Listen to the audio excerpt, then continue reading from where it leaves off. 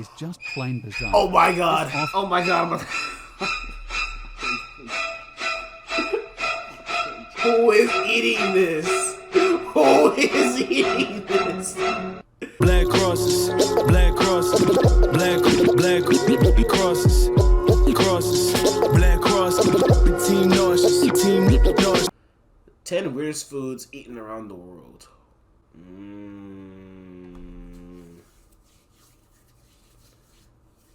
This is kind of compy. We need 10. Let's see what was going on here. Let me see real quick. Hold up, man.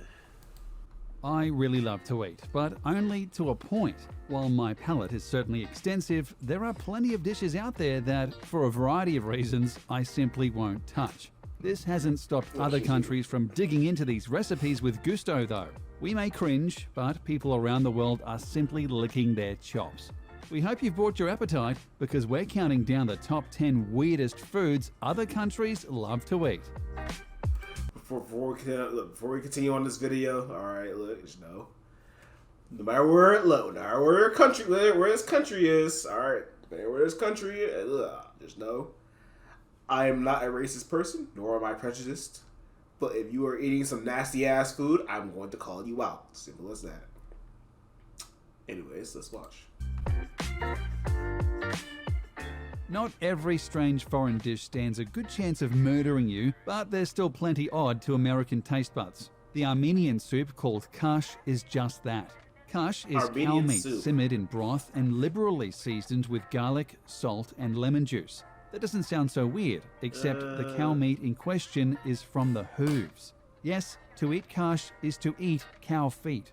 Even stranger is how some chefs will add pieces of cow stomach to the mixture. It's all the parts of the cow that are... I mean,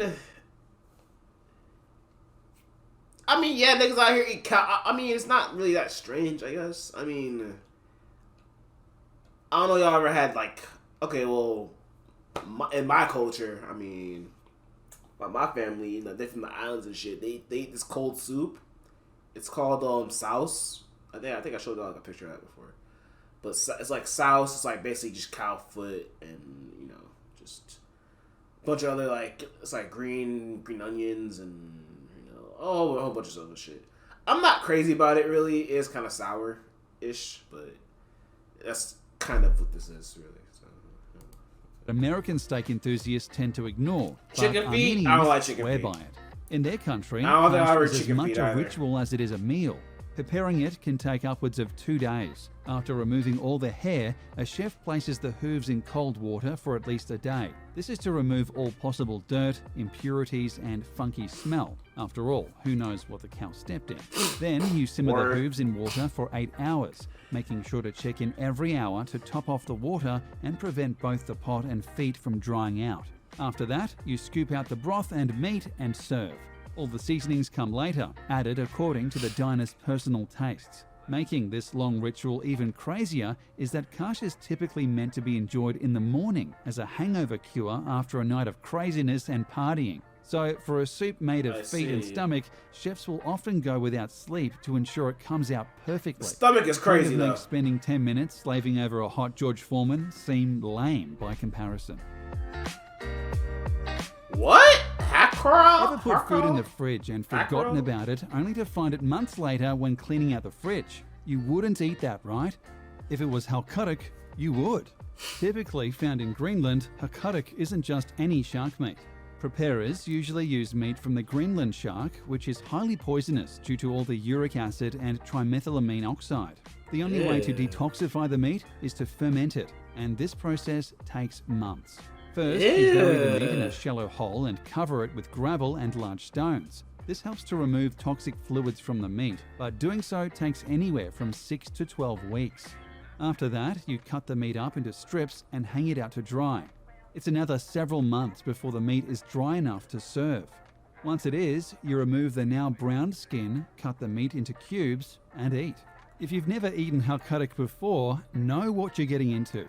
Fermented shark meat still contains a tremendously high level of ammonia, so the second you sniff it, you will likely gag, cough, and possibly dry. Why do people Once you eat get past the this? stench, however, insist What that the the taste is far fuck is- milder and is actually quite pleasant. So hold your nose and give it a go. No, hold on, bro. Nah, bro. Bro, what I want to know is, okay, look, what chef or cook discovered this, and who thought, okay, you know what? No, let's catch a poisonous shark and let it, ferment it for months and shit to get the poison out and then turn it to food. Who thought, like, who came up with that idea? Stink bugs? Oh, I'm about to vomit.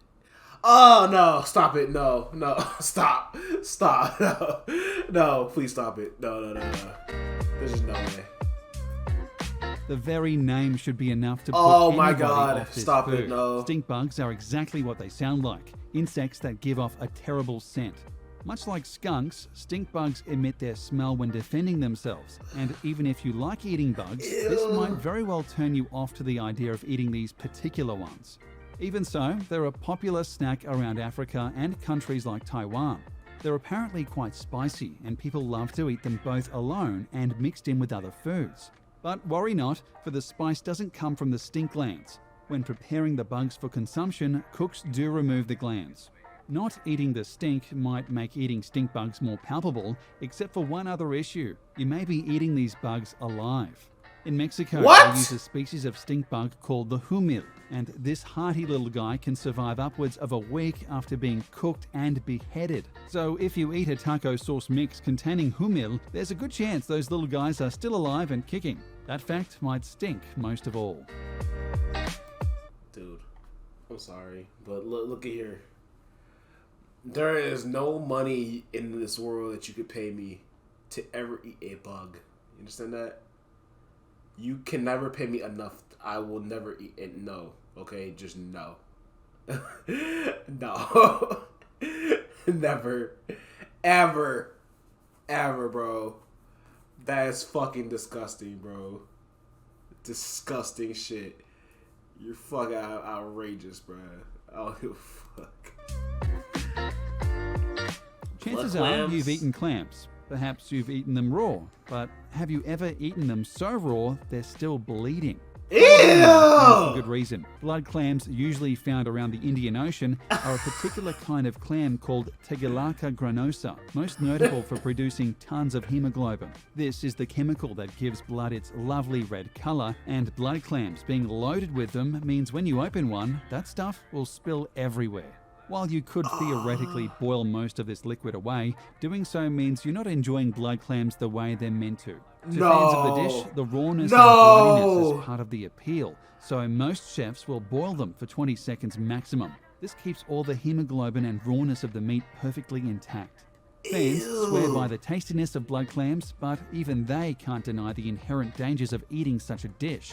Since there's no prep time aside from an ever so brief boiling, all sorts of viruses and bacteria a blood clam carries are still there.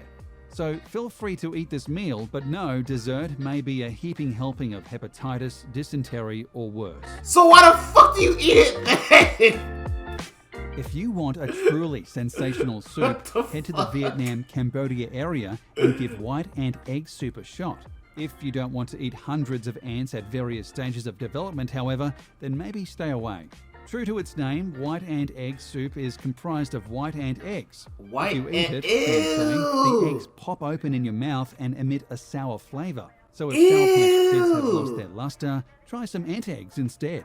But that's not all. This soup also contains partial ant embryos as well as baby ants. So no matter what stage of development you like your ants, this soup has got you covered. Unless of course you're one of those oddballs who like to chow down on adult ants. What If that's the the case, fuck? you'll just have to make your own soup. Tuna While this dish may eyeballs. sound like something a child may invent, or perhaps an ingredient in a witch's curse, in Japan, tuna eyeballs are a real delicacy. A tuna's eyeballs are roughly the size of a tennis ball, so there's plenty to consume. When cooked, the outer part of the eye, called the sclera, becomes extra chewy and not particularly edible. However, the inside becomes quite soft and easy to drink if that's your thing. Despite many chefs sautéing the eyeballs with flavors like soy sauce and ginger, many people report the taste as kind of bland. It sounds like the rest of tuna is far more flavorful. If you still wish to try some eyes next time you're in Japan, make absolutely sure they're cooked. Some may say you can eat the eyes raw, but doing so risks contracting all sorts of bacteria. As other Bro, look, I don't knock people for being open-minded. All right, ain't nothing wrong with being open-minded or anything, but there's a limit to being open-minded. This is a big no-no. Okay, this is a big no-no. This is a big no-no, man. This is so fucking disgusting.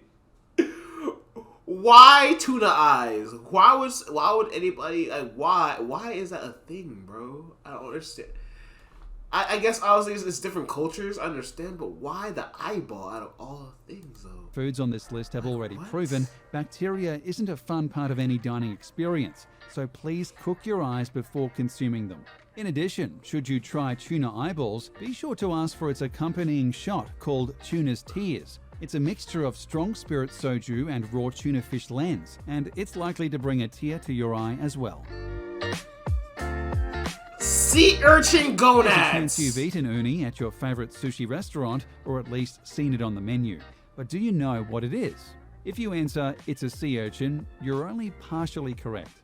Uni is a sea urchin, yes, but there's only one part of the urchin that's even remotely edible. It's gonads. So if you order uni, understand you're about to eat an urchin's raw testicles. Each urchin contains 5 gonads, but only a small amount of urchins sport the edible kind. So when you manage to eat uni, understand you're about to consume a rare delicacy. You'll just have to get past the psychological aspect of exactly what you're eating. It's actually an incredibly versatile food, and you can find it served as sushi, sashimi, atop of bed of pasta or rice, or steamed in an eggy broth called chawanmushi. Or if you're particularly adventurous, you can simply crack open a uni like a walnut, scoop out the innards, and eat away. That is, if you're okay with eating a living creature's reproductive organs while it slowly dies in front of you. Ugh, no, stop! Millions upon millions of people enjoy sushi and sashimi, but most would turn and run at the extreme version of that, a Japanese dish called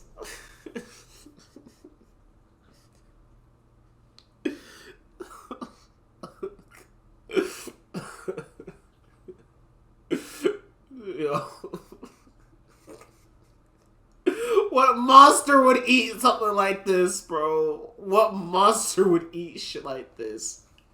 How do you fucking... Yes, it moved. How do you eat a live animal? I don't understand this. I can't do that, bro. I can't. That is so weird.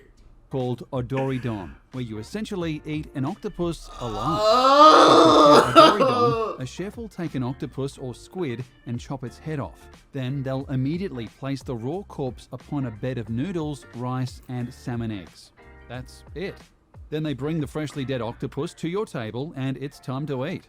As you might have guessed, a headless octopus isn't actually alive, but it might as well be, given how active its nervous system is.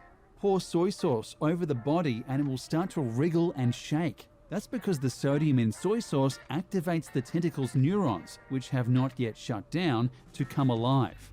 These neurons stimulate nearby muscles and cause them to contract, which makes it seem like your food is dancing around. So why on earth would anybody want to eat such a thing, you ask? To many, the sensation of eating something that's squirming inside your mouth is worth the night out. Despite how, if you're not careful, squirming inside your mouth to eat such a thing, you ask. Bro. To many, the sensation of eating something that's squirming inside your mouth eating something that's squirming inside your mouth. Whoever is fucking commentating on this video, you don't make these things sound any more pleasant, bro. You don't make them sound any more pleasant. squirming in your mouth. Like, yo, bro, come on, yo. Is worth the night out, despite how, if you're not bro. careful, it could be your very last night ever. That's because the still wiggling and contracting tentacles might just latch itself onto your throat as you attempt to swallow them. Quick reminder, the suction cups on these tentacles are incredibly strong. If it does this, you're likely to choke to death. Best to stick to calamari, in our opinion. Literally, just eat some fucking calamari. Duck embryo. Eating roast duck is normal. Eating duck eggs is also normal. But balut, which is an egg with a duck embryo inside, is just plain bizarre. Oh my god. Oh my god.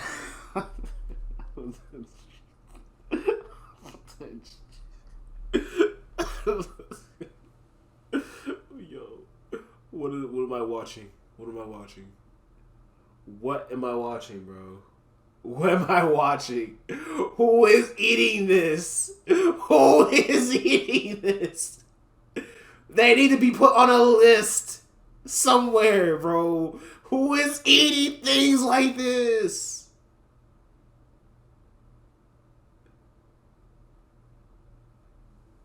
What the fuck? Pudding Filipino dish is prepared by taking a duck egg and fertilizing it for several weeks. After about 3 weeks, the egg sports a well-formed fetus, complete with feathers, wings, and a beak. They then hard-boil the egg and serve it to the hungry who eats the entire embryo straight from the shell. While you may be cringing at the idea, rest assured that balut is not a dangerous food unless you choke on the beak or something. You're essentially eating a combination of duck and duck egg after all, and gaining all the calcium and protein from both.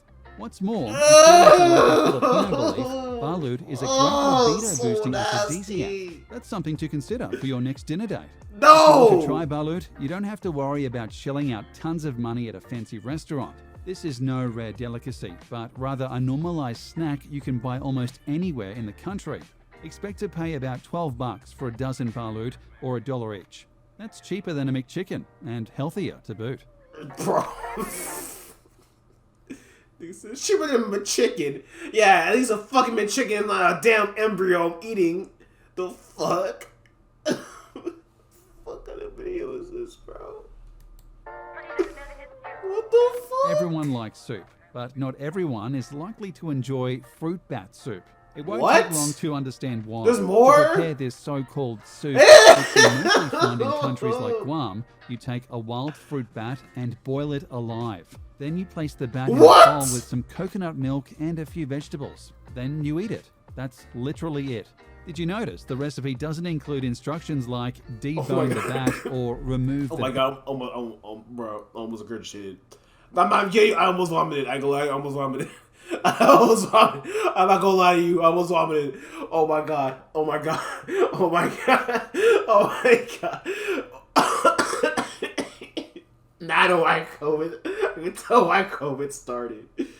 Bro, what the fuck is this? bat's hair or behead the bat. That's because you don't do any of that. You eat the whole bat, wings, eyes, nose, brain, and anything else aside from the bones, and pluck the hair out of your teeth while doing so. When prepared this way, fruit bat soup sounds unbelievably bland. It's also unbelievably dangerous. Much like odoridon, the fruit bat ends up on your plate immediately after dying. Unlike odoridon, however, this was a wild bat that was only superficially cleaned prior to boiling. As such, it's still loaded with all the bacteria and parasites you may expect from a wild bat. Eat this dish and you're asking all sorts of